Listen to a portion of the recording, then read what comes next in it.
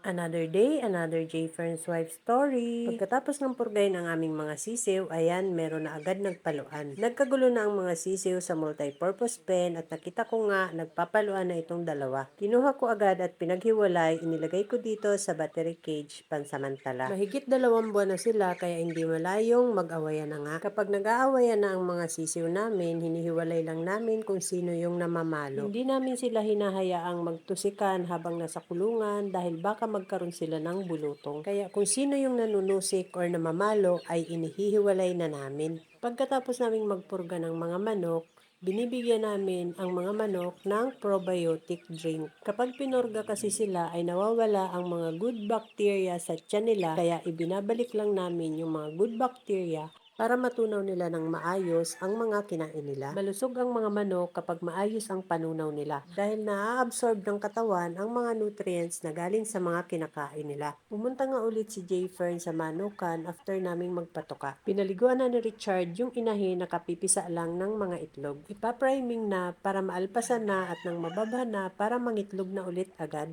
Pinurga na nila yung inahin at pag yan natuyo ay tutusukan na rin nila ng vitamin B complex. Maganda ang katawan ng inahin na yan kaya pag inalpasan yan ay baka ilang araw lang ay magpababa na ulit sa aming broodcock. Tinurukan ni Richard kahapon ang mga nasa cording area ng vitamin B complex kaya maiinit ang mga katawan. Kaya sinabihan ni Jayfer si Richard na itulbog ang mga paa at katawan ng manok sa balding may tubig para mabasa lang yung ilalim ng pakpak para lumamig ang mga katawan nila. Para mapreskohan sila dahil kapag tanghaling tapat ay sobrang init sa cording area at nagiging halhal sila. May dumating kaming buyer na dumayo pa galing ng Quezon. Namili sila ng manok na bibilhin nila. Inilagay na sa scratch pen yung mga stag dahil pinapakita nila ito sa kanilang amo at namimili kung alin ang kukuhaning manok. 6 na stag ang kukuhanin nila. Binitaw na nila at tinidyohan at sinend doon sa amo nila para makapamili na ng 6 na stag. At eto na nga yung 6 na napili nila.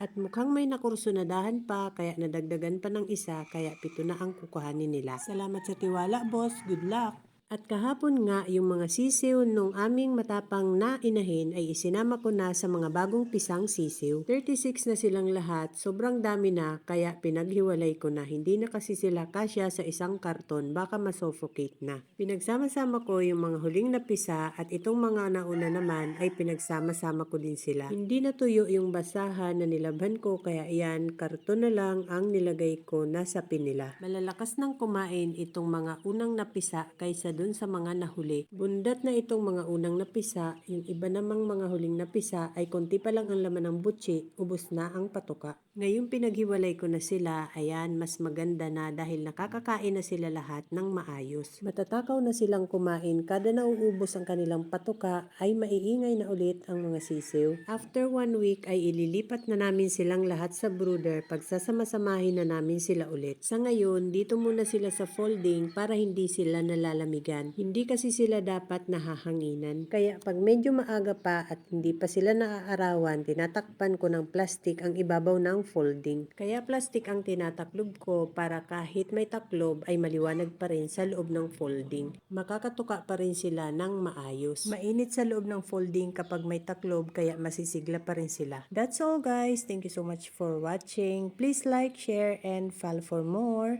See you on my next video. Bye!